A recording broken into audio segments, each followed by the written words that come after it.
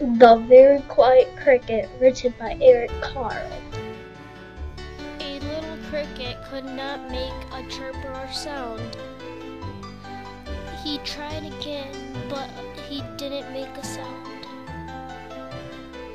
A mantis said hi, but he couldn't reply. And Worm said good day, so he tried to say hello, but there was no sound. Hi, the Bug said, but he couldn't reply.